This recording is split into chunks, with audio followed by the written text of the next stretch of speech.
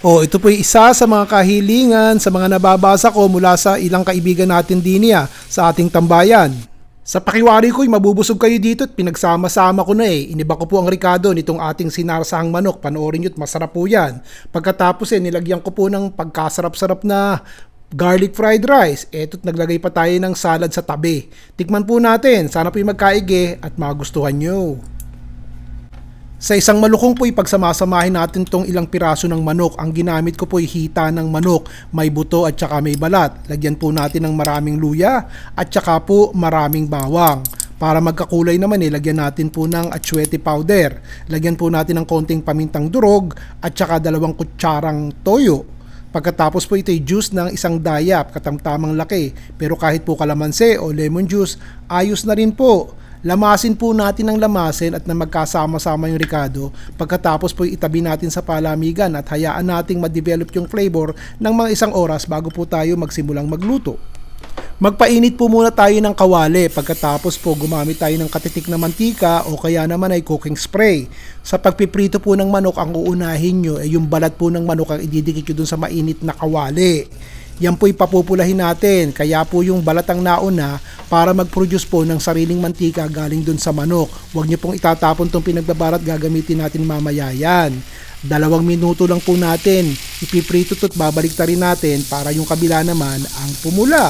Maglagay po tayo ng 1 taas ng tubig, din sa pinagbabaran. Isalin po natin sa kawali kapag mapula na po yung lahat ng paligid ng manok nating pinirito sandali. Pagkatapos timplahan po natin ng toyo. 6 na kutsara po ng toyo ang inilagay ko. Bahala na po kayo. Ito naman po 3 kutsara ng asukal na pula para medyo matamis po ang dating at barbecue ng konti ang pig. Lagyan po natin ng paminta. Kayo na po ang bahala. Kalahating kutsarita po ang nilagay ko. Pero ang ketchup po, ang nilagay ko ay kalahating tasa. Kung wala po kayo ng regular ketchup yung banana ketchup na ginagamit po natin sa araw-araw ayos na rin po yun. Pagulong-gulungin nyo po muna yung manok dito sa ating kawali habang malakas pa po ang apoy niyan. Pagkatapos takpan na po natin hanggang sa malutong tuluyan. Paminsan-minsan po ititignan nyo, baka po natutuyuan ng sabaw, hilaw pa yung ating manok. Kapag po yung chicken quarters ang ginamit nyo, naku po, mas matagal pa. O siya, takpan po ulit natin at lutuin pa natin. Ngayon, nakikita nyo medyo hilaw-hilaw pa yung manok. Dadagdagan ko po ng kalahating tasa pa ng tubig para hindi po tuluyang manikit at meron tayong gagawin dun sa natirang salsa mamaya Takpan po natin. Ang gagawin ko po ay kukuha na po ako ng sarsa nitong ating manok para mamaya po pagsisilbi natin, yan po ang ilalagay natin sa ibabaw para talagang tuluyang malasa at hindi tuyo yung manok kapag po kinain natin.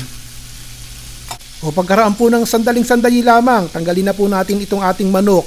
Kasi nga'y gagawa po tayo ng sinangag na malasa, kaya tinatanggal ko muna yung manok at ilalagay ko muna rin sa isang maliit na malukong. Ang gagawin po natin lalagyan po natin ng 1 kutsarang butter. Pagkatapos po ilagyan na rin po natin ng maraming bawang. Na-i-imagine nyo na po ba kung ano lasa nung natirang sarsa?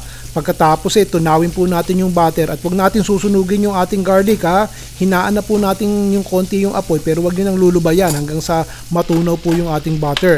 Maglalagay din po tayo ng ketchup. Mga 2 kutsara lang po ng ketchup ang ilalagay natin para bang magiging sinangag na maraming garlic na may konting java rice ang dating nito. Tsaka po natin ilalagay yung ating kanin. Yung kaning lamig naman 2 araw na po sa refrigerator pero malata-lata pa rin. Pero ang mas maganda nito kapag kabuhagag po yung kanin na isasagag nyo Tama po ba ako?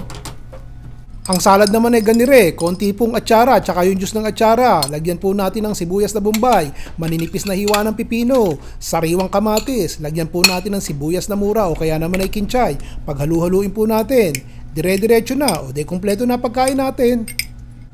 Sa pakiwari ko po hindi naman kamahalan ng mga ricadong ginamit ko. Kompleto na po itong ulam natin. May kanin pa nga akong ginawa na parang java rice ang dating.